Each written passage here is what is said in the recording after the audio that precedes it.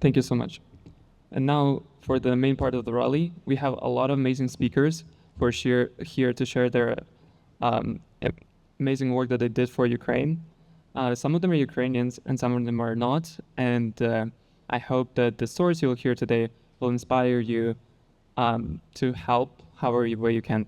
And our first speaker today is co-president of Ukraine Support Alliance at Stanford, Alisa. She's a PhD student in Slavic department, focusing on Ukrainian literature. Give a round of applause for Alisa.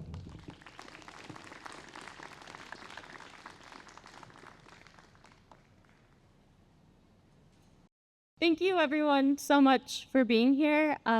Today's obviously a very emotional and very difficult day, and it means so much to see all of you here. I really want to thank Kirilo, Bogdan, and Andriy, who really put this all together. They've been organizing everything, and I'm incredibly grateful to them. And just before I forget, the Ukrainian Support Alliance at Stanford, we meet bi-weekly, and the more people there, the more events we can host, the more change we can do. So please get in contact with any one of us to show up. But I'm going to keep my remarks pretty brief today because we have a lot of really incredible speakers. And so I'm just going to do a bit of an intro. But when I was thinking about what to say, I thought kind of like, what do I need to hear? This year is different than last year and the year before. Every year gets harder, but I think this year, for obvious political reasons, emotionally might be one of the hardest times we've had in a while. And I was thinking, what do I need to hear? And personally, I don't want to hear any sentimentalities. I want to hear about what is going on and what we need to do. I want to be concrete about the situation Ukraine finds itself in and think about what we can do. I think the main thing is it's exhausting to say the things that we all believe are common knowledge, but we must. That the things that are so part of our daily lives and we assume are obvious, apparently for the world are not obvious today, and we need to keep saying them. We need to educate, we need to tell our stories, and we need to share information. It's our duty to explain who Ukrainians are and that freedom and democracy are core values, and that peace in Ukraine secures peace in the USA. It is exhausting, but if we stop saying the things that are obvious to us, then Russian propaganda wins, right? So we can never say these things enough. We can never say enough that Russia started an unprovoked war against Ukraine. We can never say enough that Russia deliberately targets civilians, that Russian soldiers rape and torture civilians, that the greatest number of deaths are on occupied territories and we can't officially count them, so that civilian deaths are grossly underreported. We have to remind people that Ukrainian soldiers are our heroes. We have to remind people that Russia doesn't just want Eastern Ukraine or Ukraine. Russia wants Europe and beyond, right? We have to remind people that the sources that we see where Russia says this explicitly are the reality, and we can't let them warp that.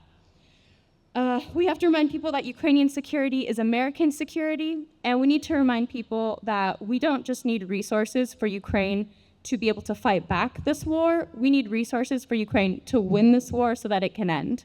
Because a little bit of money, we appreciate everything so much, but what we're doing right now is not enough. And unfortunately, with a president who is repeating Russian propaganda, who, whether he is officially or unofficially a Russian asset, he is certainly acting like one, and his actions are causing lives to be lost. I wanted to quickly read a poem by the Ukrainian poet Lina Kostenko in an English translation. It says, "One must truly have satanic intent and harbor an incurable madness to torture us so cruelly and then blame us for everything." This is what Trump is doing with Putin, right? On top of torturing Ukrainians, they are trying to blame them. And what we can do is fight back. When the world lowers its moral standards, we cannot lower ours. We cannot accept this normal. We cannot let terrorists and terrorist sympathizers set the bar for morality and ethics. We cannot lower our standards for justice. We have to start getting creative with fundraisers. We continue, not start, right? Continue.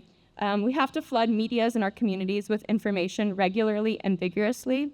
And as a community, we need to engage our friends people who are not invested, people who are not Ukrainian, and keep talking to each other to combine skills.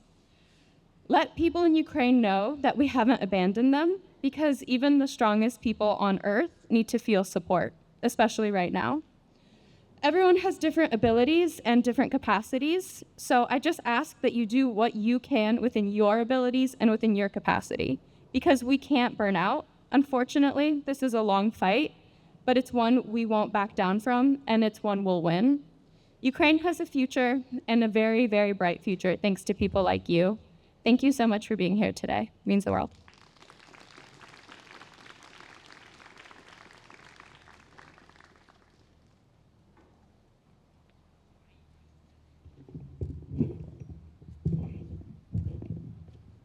Thank you so much, Elisa, for those words.